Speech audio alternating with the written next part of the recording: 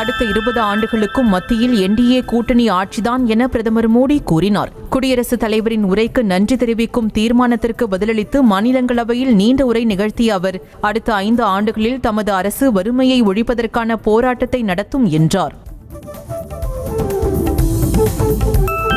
எரியும் நெருப்பில் எண்ணெய் ஊற்ற முயல்பவர்களை மணிப்பூர் நிராகரிக்கும் என பிரதமர் மோடி தெரிவித்தார். மணிப்பூர் விவகாரம் குறித்து மாநிலங்களவையில் பேசிய மோடி, மாநிலத்தில் இயல்பு நிலையை திரும்ப செய்ய மத்திய மாநில அரசுகள் தொடர் முயற்சிகளை மேற்கொண்டு வருவதாகவும், இதுவரை 11,000க்கும் மேற்பட்ட வழக்குகள் பதிவு செய்யப்பட்டு 500க்கும் மேற்பட்டோர் கைது செய்யப்பட்டுள்ளதாகவும் கூறினார். மாநிலங்களவையில் குடியரசுத் தலைவரின் உரைக்கு நன்றி தெரிவிக்கும் தீர்மானத்திற்கு பதிலளித்து பிரதமர் மோடி பேசியபோது, பிரதமருக்கு எதிராக இந்தியா கூட்டணி MPக்கள் தொடர் முழக்கங்களை எழுப்பினர். அப்போது பிரதமரின் பேச்சில் குறுக்கிட எதிர்க்கட்சித் தலைவர் கார்கேவுக்கு மாநிலங்களவை தலைவர் ஜெக்தீப் தங்கார் அனுமதி மறுத்ததால் இந்தியா கூட்டணி MPக்கள் அவையில் இருந்து வெளிநடப்பு செய்தனர். சட்டப்பேரவையில் 110 விதியின் கீழ் வெளியிடப்பட்ட அறிவிப்புகளை சுட்டிக்காட்டி தமிழ்நாட்டின் முன்னேற்றம் ஒன்றே குறிக்கோளாக கொண்டு முதலமைச்சர் மு.க.ஸ்டாலின் செயல்படுவதாக தமிழக அரசு பாராட்டியுள்ளது. சட்டப்பேரவையில் 110 விதியின் கீழ் கிராம சாலைகள் மேம்பாடு, இளைஞர்களுக்கு அரசு வேலை வாய்ப்புகள் உள்ளிட்ட முதலமைச்சர் வெளியிட்ட அறிவிப்புகளை சுட்டிக்காட்டி தமிழக அரசு பாராட்டு தெரிவித்துள்ளது. விளையாட்டு வீரர் வீராங்கனைகளுக்கு 3% விளையாட்டு இடஒதுக்கீட்டின் கீழ் அரசு துறையில் பணி வழங்குவது தொடர்பாக அமைச்சர் உதயநிதி ஸ்டாலின் தலைமையில் ஆலோசனை கூட்டம் நடைபெற்றது. இக்கூட்டத்தில் சென்னையில் ஃபார்முலா 4 கார் பந்தயம் மீண்டும் நடத்துவது தொடர்பாக ஆலோசிக்கப்பட்டதாகவும் கூறப்படுகிறது. தமிழக சிறைச்சாலைகள் போதைப்பொருள் கடத்தல் கேந்திரமாக மாறிவிட்டதாக அதிமுக பொதுச் செயலாளர் எடப்பாடி பழனிசாமி குற்றம் சாட்டியுள்ளார். இதுகுறித்து அவர் வெளியிட்ட அறிக்கையில், மெத்தபெட்டமின் கடத்தலில் கைதான காசிலிங்கம் புழல் சிறையில் இருந்தவாறே போதைப்பொருள் விற்பனை குறித்து அவரது மனைவியுடன் வீடியோ காலில் பேசியதாக ஊடகங்களில் வெளியான செய்தி அதிர்ச்சி அளிப்பதாக தெரிவித்துள்ளார். நீட் தேர்வு குறித்து ஓய்வு பெற்ற நீதிபதி A.K. ராஜன் குழுவின் அறிக்கையில் குளறுபடிகள் இருப்பதாக பாஜக மாநில தலைவர் அண்ணாமலை குற்றம் சாட்டியுள்ளார். முழுமையான விவரங்கள் இல்லாத ஒரு அறிக்கையை வைத்து திமுக தனது நீட் எதிர்ப்பு நாடகத்தை தொடர்ந்து கொண்டிருப்பதன் மர்மம் என்ன எனவும் அவர் கேள்வி எழுப்பியுள்ளார். பிற்படுத்தப்பட்ட, மிகவும் பிற்படுத்தப்பட்ட, தாழ்த்தப்பட்ட மாணவர்களின் மருத்துவ கனவை சிதைக்கும் நீட் தேர்வை நடத்தக்கூடாது என தமிழக வெற்றிக் கழக தலைவர் விஜய் வலியுறுத்தியுள்ளார். 10 மற்றும் 12ஆம் வகுப்பு அரசு பொதுத் தேர்வில் அதிக மதிப்பெண்கள் பெற்ற மாணவ மாணவிகளுக்கு கல்வி விருது வழங்கும் விழாவில் பேசிய அவர், நீட் விலக்கு கோரும் தமிழக அரசின் தீர்மானத்திற்கு மனப்பூர்வ ஆதரவு கொடுப்பதாக அறிவித்தார்.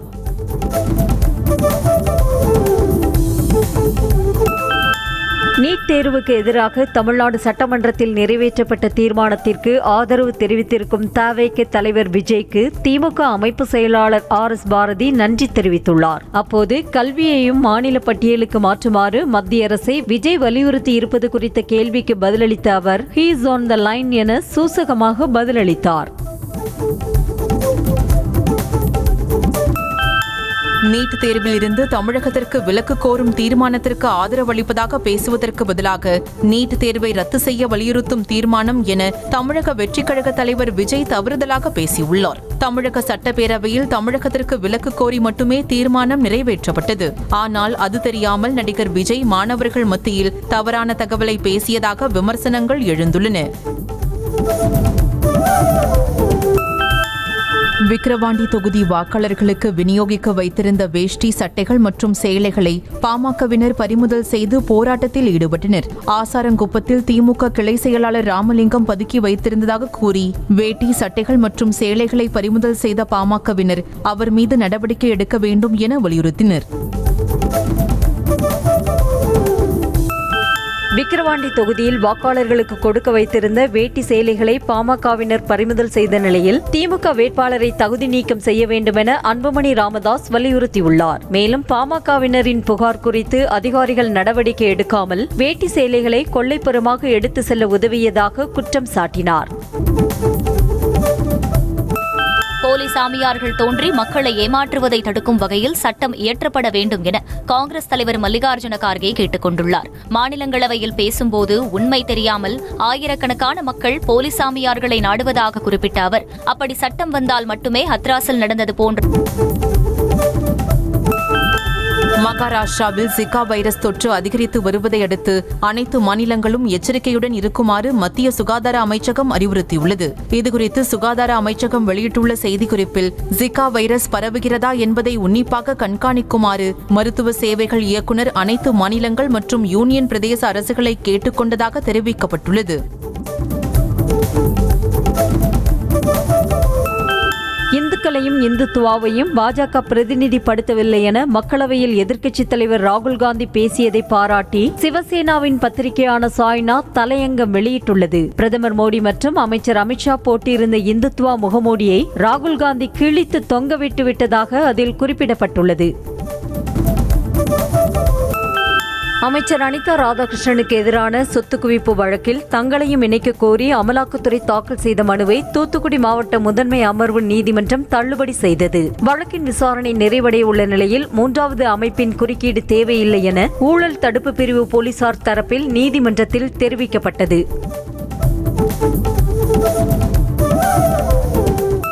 கோவை மாநகராட்சி திமுக மேயராக பதவி வகித்து வந்த கல்பனா ஆனந்தகுமார் தனது பதவியை திடீரென ராஜினாமா செய்துள்ளார். அவர் மீது திமுக கவுன்சிலர்கள் பல்வேறு புகார்கள் அளித்ததை அடுத்து கட்சி மேலிடம் அதிருப்தியாக இருந்து வந்த நிலையில் உடல்நிலை சரியில்லாததாலும் தனிப்பட்ட காரணங்களாலும் பதவியை ராஜினாமா செய்வதாக ஆணையர் சிவகுருவிடம் வழங்கிய கடிதத்தில் தெரிவித்துள்ளார்.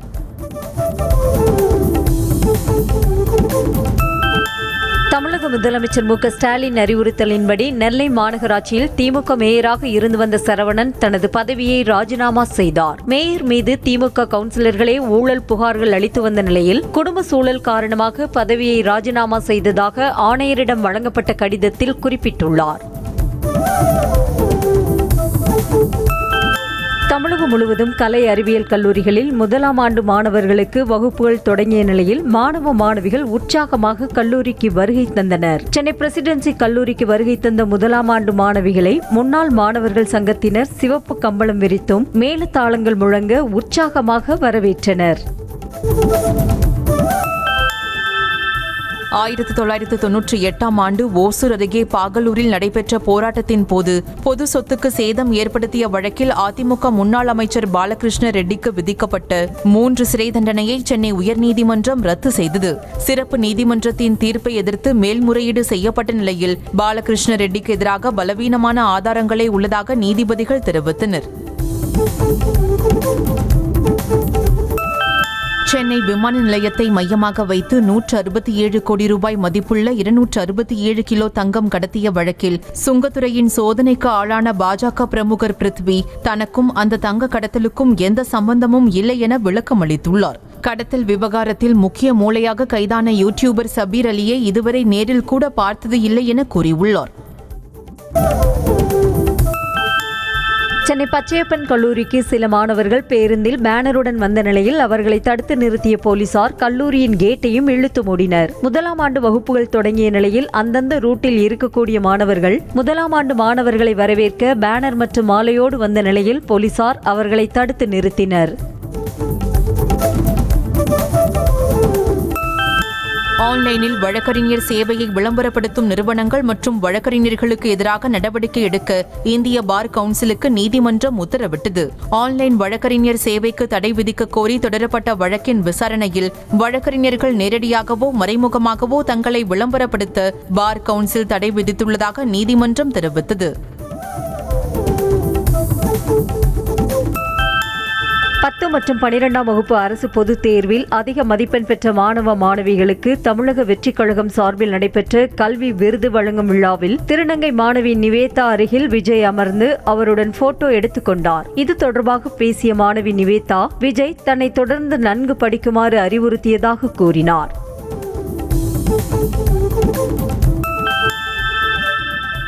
மக்களவையில் தனக்கு எதிராக கோஷம் எழுப்பிய எதிர்க்கட்சி எம்பிக்கு பிரதமர் மோடி தன் கையால் குடிநீர் வழங்கிய வீடியோ வெளியாகியுள்ளது. பிரதமர் மோடியை பேச விடாமல் எதிர்க்கட்சியினர் கோஷம் எழுப்பிய போது அலுவலக உதவியாளர் தனக்கு கொடுத்த தண்ணீர் டம்ளரை வாங்கி எதிர்க்கட்சி எம்பிக்கு பிரதமர் வழங்கினார்.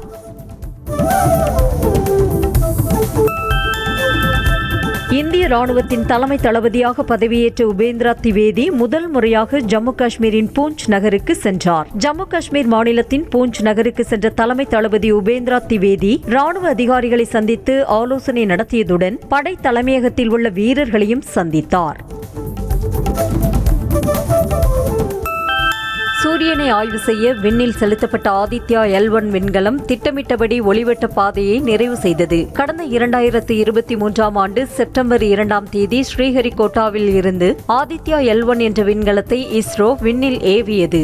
இந்த விண்கலம் 178 நாட்கள் பயணித்து லாக்ரான்சியன் புள்ளி 1 தனது ஒளிவட்ட பாதையை வெற்றிகரமாக நிறைவு செய்ததாக இஸ்ரோ தெரிவித்துள்ளது.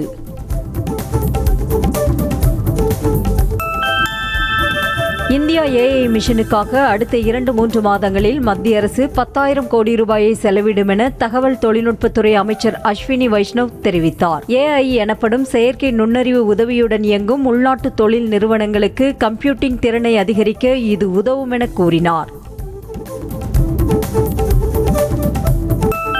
பரந்தூர் பசுமைவேலி விமான நிலையம் தொடர்பாக நிலுவையில் உள்ள தள அனுமதியை விரைவுபடுத்த வேண்டும் என்று மத்திய சிவில் விமான போக்குவரத்து துறை அமைச்சர் ராம்மோகன் நாயுடு கிஞ்சபுராவை சந்தித்து திமுக MP வில்சன் மனு அளித்துள்ளார். மேலும் அனுமதி விரைந்து வழங்கப்பட்டால் 2029ஆம் ஆண்டுக்குள் 20 லட்சம் பயணிகளை கையாளும் வகையிலான முதற்கட்ட போக்குவரத்து தொடங்கப்படும் என தெரிவிக்கப்பட்டுள்ளது.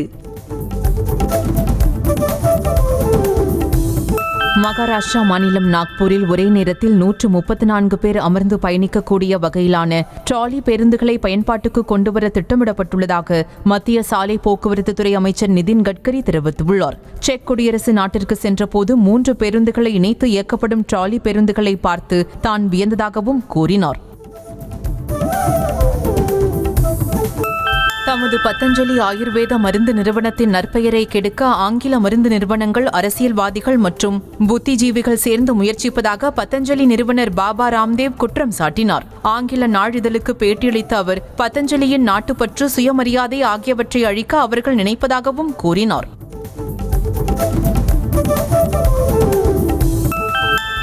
மிசோரம் மாநிலத்தில் தொடர் கனமழையால் ஏற்பட்ட பயங்கர நிலச்சரிவில் கட்டிடங்கள் மண்ணில் புதைந்த அதிர்ச்சி வீடியோ வெளியாகியுள்ளது. ஐசால் மாவட்டம் வான்கான் பகுதியில் பயங்கர நிலச்சரிவு ஏற்பட்டது. அப்பகுதியில் வசித்து வந்தவர்கள் முன்கூட்டியே வீடுகளை விட்டு வெளியேறியதால் உயிர் சேதம் தவிர்க்கப்பட்டது. குஜராத் மாநிலத்தில் பெய்து வரும் தொடர் கனமழையால் ஜுனாகத் மாவட்டத்தில் 30க்கும் மேற்பட்ட கிராமங்கள் வெள்ளத்தில் மிதக்கின்றன. சாலைகள் வெள்ளத்தில் மூழ்கியுள்ளதால் அந்த கிராமங்களுக்கு போக்குவரத்து துண்டிக்கப்பட்டுள்ளது. இதனிடையே வந்தாளி என்ற பகுதியில் கடந்த 24 மணி நேரத்தில் மட்டும் 361 மில்லிமீட்டர் அளவுக்கு கனமழை கொட்டி தீர்த்தது. உத்தரகாண்ட் மாநிலம் பாகல்நாலா அருகே பாறைகள் பெயர்ந்து விழுந்ததால் பத்ரிநாத் தேசிய நெடுஞ்சாலையில் போக்குவரத்து பாதிக்கப்பட்டது. அங்கு தொடர்ந்து மழை பெய்து வருவதால் ஆங்காங்கே சாலைகளில் கற்கள், பாறைகள் பெயர்ந்து விழுந்து வருகின்றன. இதனால் போக்குவரத்து பாதிக்கப்பட்டு சார்தாம் புனித யாத்திரைக்கு செல்லும் பயணிகள் சிரமத்திற்கு ஆளாகி வருகின்றனர். மும்பையில் உள்ள NG ஆச்சார்யா மற்றும் DK மராத்தே கல்லூரிகளில் ஹிஜாப், புர்காவுக்கு தடை விதிக்கப்பட்ட நிலையில் அதன் தொடர்ச்சியாக கிழிசலுடன் கூடிய ஜீன்ஸ், டி-ஷர்ட், ஜெர்சி உள்ளிட்ட ஆடைகளை அணிந்து வரவும் தடை விதிக்கப்பட்டுள்ளது. கல்லூரி வளாகத்தில் மாணவர்கள் நேர்த்தியான மற்றும் கண்ணியமான ஆடைகளை அணிந்து வர வேண்டும் என்றும் அறிவுறுத்தப்பட்டுள்ளது. மத்திய பிரதேச மாநிலத்தில் கடந்த 3 ஆண்டுகளில் மட்டும் சுமார் 31,000 பெண்கள் மற்றும் சிறுமிகள் காணாமல் போயிருப்பதாக அதிர்ச்சி தகவல் வெளியாகியுள்ளது. மத்திய பிரதேச சட்டப்பேரவையில் காங்கிரஸ் MLAவும் முன்னாள் உள்துறை அமைச்சருமான பாலா பச்சன் எழுப்பிய கேள்விக்கு அரசு தரப்பில் அளிக்கப்பட்ட பதிலில் இந்த அதிர்ச்சி தகவல் தெரிவிக்கப்பட்டுள்ளது. நடிகர் தர்ஷனுக்கு சிறையில் வழங்கப்பட்டுள்ள உடையை போல் ரசிகர் ஒருவர் தனது குழந்தைக்கு கைதி உடை அணிவித்து போட்டோ ஷூட் நடத்தியதற்கு பலரும் எதிர்ப்பு தெரிவித்து வருகின்றனர். கொலை வழக்கில் சிறையில் அடைக்கப்பட்டுள்ள தர்ஷனுக்கு கைதி எண்ணாக 6106 என்ற எண் வழங்கப்பட்டுள்ளது. அவரது ரசிகர் ஒருவர் அதே எண் அச்சடிக்கப்பட்ட கைதி உடையை தனது குழந்தைக்கு அணிவித்துள்ளார். ஜாமீனில் வெளிவந்துள்ள ஜார்க்கண்ட் முன்னாள் முதலமைச்சர் ஹேமந்த் சோரன் விரைவில் முதலமைச்சர் பதவியை ஏற்க உள்ளதாக தகவல் வெளியாகியுள்ளது. இந்தியா கூட்டணி எம்எல்ஏக்களின் கூட்டத்தில் அவர் மீண்டும் சட்டமன்ற கட்சித் தலைவராக தேர்ந்தெடுக்கப்பட்டதாகவும் விரைவில் ஆளுநரை சந்தித்து முதலமைச்சர் பொறுப்பை ஏற்க உள்ளதாகவும் கூறப்படுகிறது. சென்னை திருவான்மையூரில் உள்ள திருமண மண்டபத்தில் தாவேகா சார்பில் கல்வி விருது வழங்கும் விழா நடைபெற்ற போது விஜயை காண்பதற்காக சுவர் ஏறி குதித்து உள்ளே நுழைந்த ரசிகர்களை பவுன்சர்கள் இழுத்து சென்று வெளியே விட்டனர். இதனையடுத்து ரசிகர்கள் யாரும் உள்ளே நுழைந்து விடாதபடி மண்டபத்தை சுற்றிலும் பவுன்சர்கள் தீவிர கண்காணிப்பில் ஈடுபட்டனர். மதுரையை சேர்ந்த பெண் ஒருவர் மட்டன் கீமா கேக் தயாரித்த வீடியோ இணையத்தில் வைரலாகி வருகிறது. முன்னதாகவே சமைத்து வைத்திருந்த காரமான மட்டன் கீமாவுடன் கிரீம் கேக் தயாரித்த அந்த பெண்ணின் வீடியோ இதுவரை 3 மில்லியனுக்கும் அதிகமான பார்வைகளுடன் வைரலாகி வருகிறது. ஆனால் மட்டன் கீமா கேக் செய்முறையை பகிர்ந்ததால் இணையதளவாசிகள் சிலர் அவரை விமர்சித்தும் வருகின்றனர். கள்ளக்குறிச்சி அருகே பட்டா மாற்றம் செய்வதற்காக 10,000 ரூபாய் லஞ்சம் வாங்கிய கிராம நிர்வாக அலுவலரை லஞ்ச ஒழிப்புத்துறையினர் கையும் களவுமாக கைது செய்தனர். ரங்கநாதபுரம் கிராமத்தை சேர்ந்த மாற்றுத்திறனாளி இளைஞரான சக்திவேல் தனக்கு சொந்தமான 37 சென்ட் நிலத்திற்கு பட்டா மாற்றம் செய்ய விண்ணப்பித்த போது கிராம நிர்வாக அலுவலர் சம்பத் 10,000 ரூபாய் லஞ்சம் கேட்டதாக கூறப்படுகிறது. சென்னை மாநகராட்சியில் துப்புரவு பணியை தனியார் மயமாக்குவது, முறையான ஊதியம் வழங்காதது உள்ளிட்டவற்றை கண்டித்து ரிப்பன் மாளிகை முன்பு துப்புரவு பணியாளர்கள் சாலை மறியலில் ஈடுபட்டனர். கோரிக்கைகளை வலியுறுத்தி மேயரை சந்தித்து முறையிட அனுமதி மறுக்கப்பட்டதை அடுத்து அவர்கள் போராட்டத்தில் ஈடுபட்டனர். சென்னையை அடுத்த வானகரத்தில் வரும் 6ஆம் தேதி தமிழக பாஜகவின் செயற்குழு கூட்டம் நடைபெறவுள்ளதையொட்டி அதற்கான ஏற்பாடுகள் தீவிரமடைந்துள்ளன. இக்கூட்டத்தில் மத்திய வேளாண் அமைச்சர் சிவராஜ் சிங் சௌஹான், மத்திய இணையமைச்சர் எல் முருகன் உள்ளிட்ட பலர் கலந்து கொள்கின்றனர். இதில் சுமார் 5,000 பேர் பங்கேற்க உள்ள நிலையில் அதற்கான பந்தல் அமைக்கும் பணிகள் முழுவீச்சில் நடந்து வருகின்றன.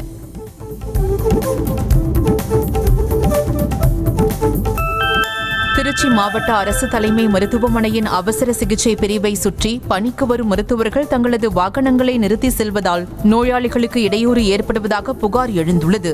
ஆம்புலன்ஸ்கள் வந்து செல்வதற்கு ஏதுவாக மருத்துவமனை வளாகத்தில் வாகனங்கள் நிறுத்தப்படுவதை தடுக்க நடவடிக்கை எடுக்க வேண்டும் என நோயாளிகள் வலியுறுத்தியுள்ளனர்.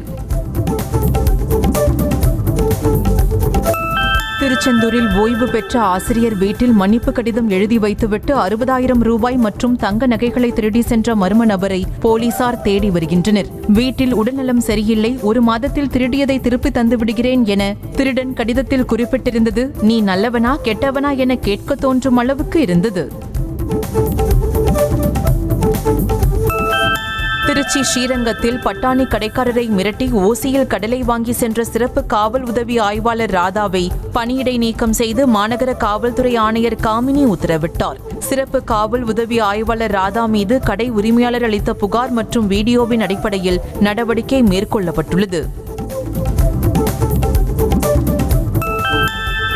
நீலகிரி மாவட்டத்தில் கோத்தகிரி மற்றும் அதன் சுற்றுவட்டார பகுதிகளில் சுமார் அரை மணி நேரத்திற்கு மேலாக மழை பெய்தது. தென்மேற்கு பருவமழை தீவிரமடைந்து வரும் நிலையில் நீலகிரி மலைப்பகுதிகளில் பகல் நேரங்களில் மழை பெய்து வருகிறது. கோத்தகிரி பகுதியில் பெய்த கனமழை காரணமாக சாலைகளில் தண்ணீர் பெருக்கெடுத்து ஓடியது.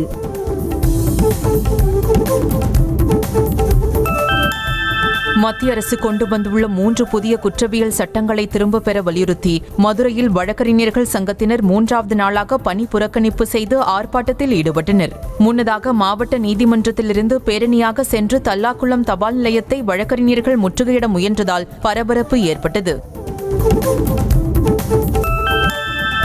விக்கிரவாண்டி இடைத்தேர்தலில் போட்டியிடும் பாமக வேட்பாளருக்கு ஆதரவாக சௌமியா அன்புமணி மற்றும் அவரது மகள் சங்கமித்ரா ஆகியோர் வாக்கு சேகரித்தனர். விக்கிரவாண்டி இடைத்தேர்தலில் பாமக சார்பில் சி அன்புமணி போட்டியிடும் நிலையில் சௌமியா அன்புமணியும் சங்கமித்ரா ஆகியோர் வீடு வீடாக சென்று மக்களிடம் துண்டு பிரசுரங்களை வழங்கி மாம்பழம் சின்னத்திற்கு வாக்கு சேகரித்தனர்.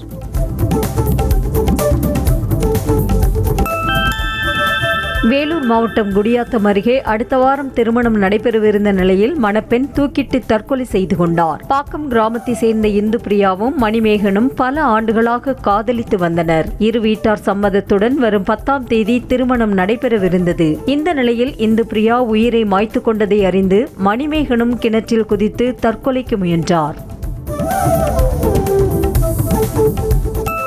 திருச்சி மாவட்டம் முசிறி அருகே பூட்டிய மளிகை கடை மீது நள்ளிரவு பெட்ரோல் குண்டு வீசப்பட்ட சம்பவம் பரபரப்பை ஏற்படுத்தியது. தோளூர்பட்டியை சேர்ந்த ஞானசேகரன் தனக்கு சொந்தமான இடத்தை முருகானந்தம் என்பவருக்கு மளிகை கடை நடத்த வாடகைக்கு விட்டுள்ள நிலையில் அதன் மீது மர்ம நபர்கள் பெட்ரோல் குண்டு வீசிவிட்டு தப்பி சென்றனர். இதில் அங்கு அடுக்கி வைக்கப்பட்டிருந்த உப்பு மூட்டைகள் எரிந்து நாசமானது.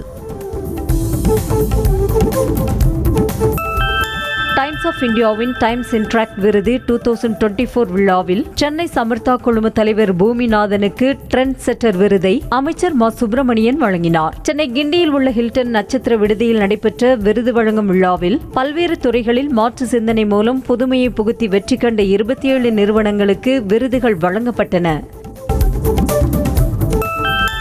தூத்துக்குடியில் காமராஜ் கல்லூரியில் அரசு நிர்ணயித்ததை விட கூடுதல் கட்டணம் வசூலிப்பதை கண்டித்து மாணவ மாணவிகள் 2வது நாளாக வகுப்புகளை புறக்கணித்து போராட்டத்தில் ஈடுபட்டனர். இது தொடர்பாக மாணவர்கள் மற்றும் இந்திய மாணவர் சங்கத்தினருடன் கல்லூரி நிர்வாகமும் வருவாய்த்துறையினரும் நடத்திய பேச்சுவார்த்தை தோல்வியில் முடிவடைந்தது.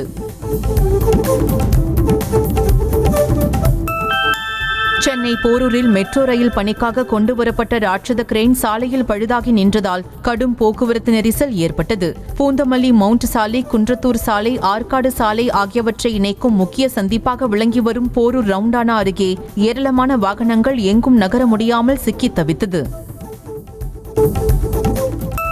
T20 உலகக்கோப்பையை வென்ற இந்திய கிரிக்கெட் அணி வீரர்கள் வியாழக்கிழமை காலை 11 மணி அளவில் டெல்லியில் பிரதமர் மோடியை சந்தித்து வாழ்த்து பெறுகின்றனர். இதையடுத்து மும்பை மரைன் டிரைவ் பகுதியில் இருந்து வான்கடை வரை வெற்றி பேரணி நடைபெற உள்ளதாகவும் அதில் வீரர்கள் திறந்த வாகனத்தில் சென்று ரசிகர்களை சந்திக்க உள்ளதாகவும் அணியின் கேப்டன் ரோஹித் சர்மா தெரிவித்துள்ளார்.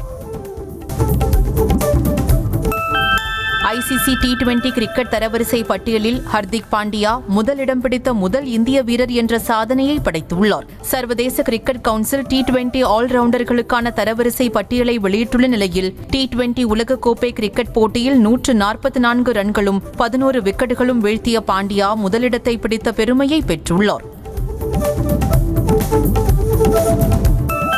T20 உலகக்கோப்பை கிரிக்கெட் போட்டியில் தங்களது ஆட்டத்தின் காரணமாக ஏமாற்றமடைந்ததாக பாகிஸ்தான் வீரர் முகமது ரிஸ்வான் தெரிவித்தார். T20 உலகக்கோப்பை தொடரில் பாகிஸ்தான் அணி லீக் சுற்றுடன் தோல்வியடைந்து வெளியேறிய நிலையில் சில முன்னாள் வீரர்கள் ஒட்டுமொத்த அணியில் இருந்தும் நீக்க வேண்டும் என அந்நாட்டு ரசிகர்கள் கடுமையாக விமர்சித்தனர். பெரில் புயல் காரணமாக பார்படாஸில் இருந்த இந்திய அணி வீரர்கள் திரும்ப முடியாமல் அங்குள்ள நட்சத்திர விடுதியில் தங்கியிருந்த போது விராட் கோலி தனது மனைவி அனுஷ்கா சர்மாவுடன் வீடியோ கால் பேசிய காட்சிகள் இணையத்தில் வைரலாகி வருகின்றன. அப்போது அங்கு ஏற்பட்ட சூறாவளி காற்றை வீடியோ கால் மூலம் தனது மனைவிக்கு காண்பித்தார். மைனர் சர்ஜரி காரணமாக மருத்துவமனையில் அனுமதிக்கப்பட்ட மனைவி ஷாலினியின் கைகளை பற்றிக் கொண்டு நடிகர் அஜித் குமார் ஆறுதல் கூறிய புகைப்படம் வெளியாகியுள்ளது. அஜர்பைஜான் நாட்டில் நடைபெற்று வந்த விடாமுயற்சி படத்தின் ஷூட்டிங்கில் பங்கேற்ற அஜித் மனைவி ஷாலினி மருத்துவமனையில் அனுமதிக்கப்பட்டதால் சென்னைக்கு நேரில் வந்து ஆறுதல் கூறினார். நடிகர் அர்ஜுன் தாஸ் மாணவிகளிடம் வாரணமாயிரம் படத்தின் வசனத்தை பேசி உற்சாகப்படுத்திய வீடியோ வெளியாகியது. தனியார் கல்லூரி நிகழ்ச்சியில் பங்கேற்ற அர்ஜுன் தாஸ் கைதி படத்தின் வசனத்தை பேசிய போது மாணவ மாணவிகள் மகிழ்ச்சியுடன் ஆரவாரம் செய்ததை தொடர்ந்து அவர்கள் கேட்கும் கேள்விக்கு பதிலளித்தார். மகாராஜா படத்தின் வெற்றியை தொடர்ந்து நடிகர் விஜய் சேதுபதி இயக்குனர் பாண்டிராஜுவின் இயக்கத்தில் புதிய படம் ஒன்று நடிக்க உள்ளதாக தகவல் வெளியாகியுள்ளது. இந்த படத்தில் விஜய் சேதுபதிக்கு ஜோடியாக நித்யா மேனன் நடிக்க இருப்பதாகவும் சத்யஜோதி பிலிம்ஸ் இதனை தயாரிக்க உள்ளதாகவும் புதிய படத்திற்கான அறிவிப்பு விரைவில் வெளியாகும் என தெரிகிறது. கோட் படத்தின் VFX பணிகள் அமெரிக்காவில் விறுவிறுப்பாக நடைபெற்று வருவதாக இயக்குனர் வெங்கட் பிரபு தெரிவித்துள்ளார். இந்த படத்தின் படப்பிடிப்பு நிறைவு பெற்று பின்னணி வேலைகள் நடைபெற்று வருவதாக கூறப்பட்ட நிலையில் படத்திற்கான VFX பணிகள் மும்முரமாக நடைபெற்று வருகிறது. கடலூர் மாவட்டம் மஞ்சக்குப்பம் ஸ்ரீ வினைதீர்த்த விநாயகர் ஆலய கும்பாபிஷேகம் வெகு விமர்சையாக நடைபெற்றது. யாகசாலைகள் அமைக்கப்பட்டு பல்வேறு பூஜைகள் நடைபெற பின்னர் யாகசாலையில் வைக்கப்பட்ட புனித நீர் கோபுர கலசங்களுக்கு ஊற்றப்பட்டு கும்பாபிஷேகம் நடைபெற்றது. இதில் சுற்றுவட்டார பகுதிகளைச் சேர்ந்த திரளான பக்தர்கள் கலந்து கொண்டு சாமி தரிசனம் செய்தனர். சிதம்பரம் நடராஜர் கோவிலில் ஆனி திருமஞ்சன திருவிழா கொடியேற்றத்துடன் துவங்கியது. சிவாச்சாரியார்கள் தீட்சிதர்கள் வேத மந்திரங்கள் ஓத நடராஜர் ஆலயத்தின் எதிரில் உள்ள தங்க கொடிமரத்தில் நடராஜர் திருவுருவம் பொறிக்கப்பட்ட திருக்கொடி ஏற்றப்பட்டது. அதில் திரளான பக்தர்கள் கலந்து கொண்டு சிவாய நமக என்று முழக்கமிட்டு பக்தி பரவசத்துடன் தரிசனம் செய்தனர். தூத்துக்குடி மாவட்டம் சாத்தான்குளம் தேவி ஸ்ரீ மகா மாரியம்மன் கோவில் கொடை விழாவில் பெண்கள் முளைப்பாரி சுமந்து ஊர்வலமாக சென்று நேர்த்திக் கடன் செலுத்தினர். இந்த கோவில் கொடை விழாவின் முக்கிய நிகழ்வான முளைப்பாரி எடுத்தல் கோலாகலமாக நடைபெற்றது. கோவில் வளாகத்தில் வைக்கப்பட்ட முளைப்பாரியை சுற்றி பெண்களும் சிறுமிகளும் கும்மி அடித்து அம்மனை வழிபட்டனர். மைக்ரோ பிளாகிங் ஸ்டார்ட் அப் நிறுவனமான நிதி நெருக்கடி காரணமாக மூடப்படுவதாக அதன் நிறுவனர்கள் அப்ரமேயா ராதாகிருஷ்ணன் மற்றும் மயங்க் ஆகியோர் தெரிவித்துள்ளனர். கடந்த 2019 தொடங்கப்பட்ட இந்நிறுவனம் பெங்களூரை தலைமையிடமாக கொண்டு இயங்கி வந்தது. தமிழ் உட்பட இந்தியாவின் பல்வேறு மொழிகளில் இயங்கிய இத்தளம் எக்ஸ் தளத்திற்கு மாற்றாக பார்க்கப்பட்டது.